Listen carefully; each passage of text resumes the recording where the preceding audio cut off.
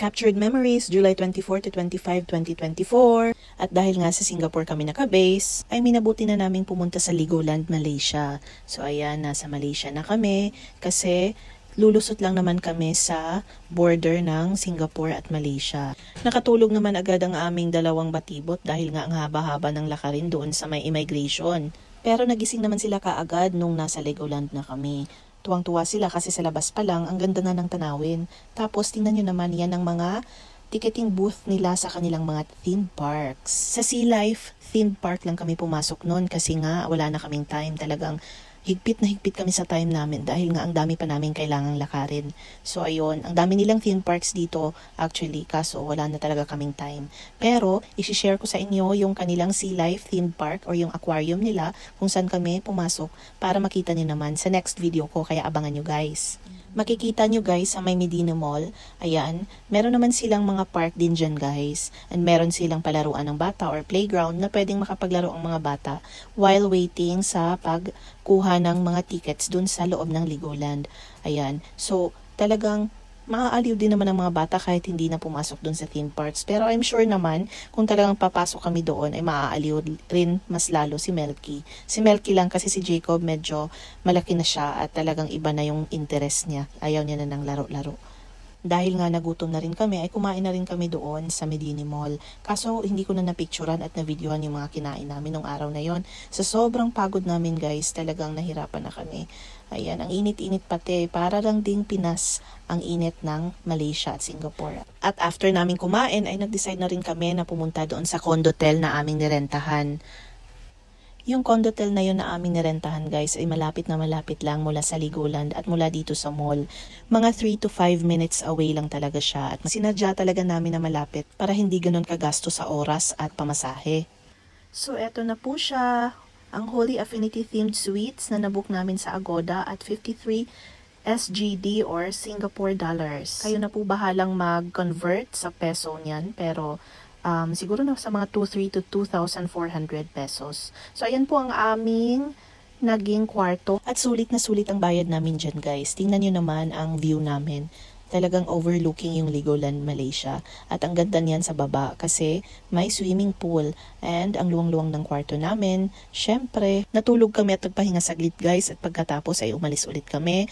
Pang dinner na kasi nagpunta kami doon sa Pendas Floating Restaurant. Inaya kasi kami nung kaibigan ng asawa ko. Magkakapatid sila na local na Malaysian. So ayan, yung isang kapatid naman ay meron ng pamilya. Dinala niya rin ang kanyang pamilya, yung asawa niya at yung 3 anak niya. So ayun, so makikita nyo, naglalakad kami papunta doon sa loob ng floating restaurant. So ayan, Pendas Floating Restaurant. Alam niyo nakakatuwa dito sa Malaysia guys kasi parang Pinas lang din talaga siya. Kaso nga lang yung mga babae dito, syempre nakatalukbong sila kasi nga mga Muslims halos ang nakatira dito sa Malaysia. So as you can see, ayan na kami, papunta na kami sa preskong isda guys. Oh my God!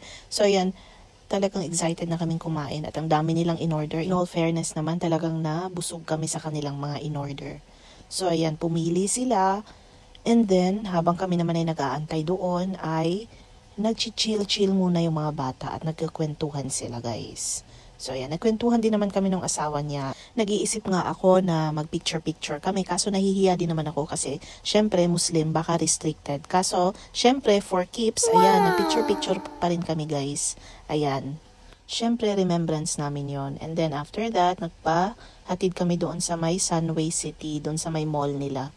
Sa may JB Malaysia or Johor Bahru, Malaysia. So ayan na picture-picture, tapos nagpunta sila sa arcade habang ako naman ay naghahanap ng tsinelas kasi yung tsinelas ko bumigay. Yung Crocs ko na ang tagal-tagal na, talagang bumigay na siya guys.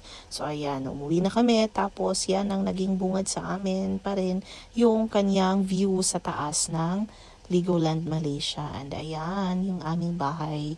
Diba? Ang ganda-ganda guys. Makikita nyo naman, enjoy na enjoy yung mga bata. At enjoy na enjoy din kami. Kasi ang laki ng aming bed. Queen size, dalang queen size bed. At pagising sa umaga, ayan ang bungad ulit sa amin. So talaga ang in-enjoy ko. At kinuhanan ko ng paulit-ulit ang aming place. Ang aming view mula sa aming bahay. So ayan siya, diba? Ang ganda-ganda. So, hindi ko ito malilimutan. Of course, sa lahat naman ng travels, pinaka-importante pa rin ang experience. At importante mas lalo naman din na meron tayong souvenir or remembrance, gaya ng pictures or mga videos. Kasi of course, yan ang proof na nakapunta tayo, 'di ba, doon sa mga pinuntahan nating places. Kasi for me guys, sa panahon ngayon, para sa akin, gusto kong ma-document yung mga bagay-bagay na pangyayari sa buhay ko. Kasi nga, syempre, alam naman natin na life is temporary and life is short. So, syempre, hindi natin alam kung kailan tayo kukunin ni Lord. At least, 'di ba, meron tayong mga memories na pwede nating maipakita sa mga anak natin at sa mga apo natin pagdating ng araw. So, yun. Kaya importante sa akin yun. So, nung kinaumagahan, guys, nagkape na lang kami. Tapos, yung mga bata ay kumain na lang ng konting noodles.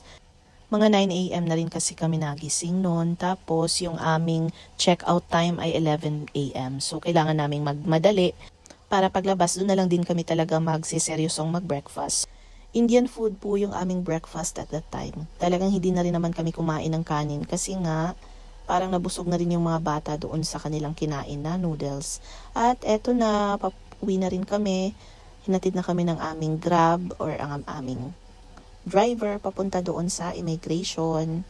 Bale, ihahatid lang kami ng driver namin doon sa immigration ng Malaysia. Tapos, tatatakan yung passport namin. Tapos, sasakay ulit kami ng bus para doon sa immigration naman ng Singapore. So, land trip lang siya, guys. And ang haba ng lakarin from yung mga immigrations nila. Kasi talagang malalaki talaga yung immigrations nila. At madami ding mga tao na syempre nakapila. So, ayun. Pero mabilis lang yung kanilang proseso kasi nga, automated naman na yung iba.